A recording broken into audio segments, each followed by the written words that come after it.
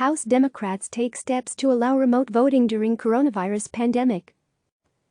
The House of Representatives is taking a key step toward allowing members to vote remotely amid the coronavirus pandemic, with a powerful Democratic chairman recommending a temporary change that would allow lawmakers to let other members vote on their behalf and at their direction if they cannot appear in person.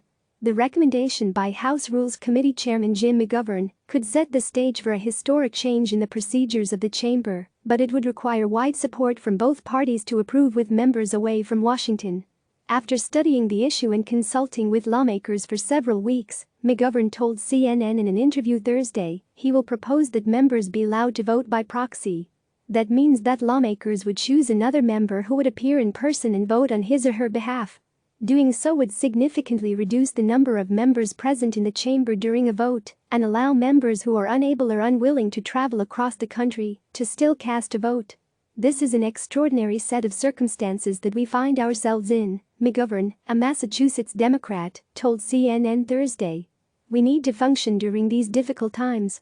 McGovern's proposal amounts to a middle ground between those who don't want any changes to House procedures and others who want full-on remote deliberations with video technology and the ability to cast votes themselves from wherever they are. Democratic leaders have expressed security concerns about remote work. Proxy voting would sidestep those qualms. Under the proposal, if members can't appear in the Capitol, they would provide a specific instruction to another House lawmaker to cast the vote in the chamber on their behalf. McGovern said the temporary change would occur for a finite period of time, under very, very strict circumstances like the current pandemic, and would not amount to a permanent change in procedures. McGovern said he has been consulting with House Speaker Nancy Pelosi, who has been open to the proposal.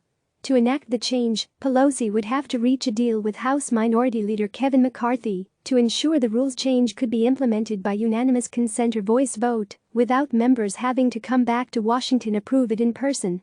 "I think we're at a point now we have to talk about how we function in the face of a pandemic," McGovern said.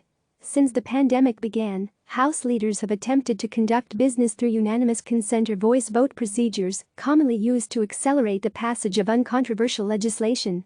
Approving legislation by unanimous consent would allow most members to remain at home, but it is a fragile strategy. Any one member can object to the process. That happened last month when Republican Representative Thomas Massie of Kentucky demanded a recorded vote on the historic $2.2 trillion coronavirus stimulus legislation, forcing more than 216 members to return to Washington during the public health crisis, simply to deny his effort and approve the measure by voice vote. Massie has said in recent days that he would take the same course again if congressional leaders attempt to pass the next response bill without calling members to the Capitol. He has advocated for a remote voting option that would keep members accountable without having to travel.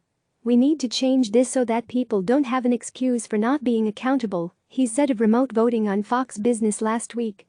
Pelosi has faced growing calls from lawmakers about allowing the chamber to vote remotely, amid fears from members that they could be exposed to the disease by traveling back to Washington.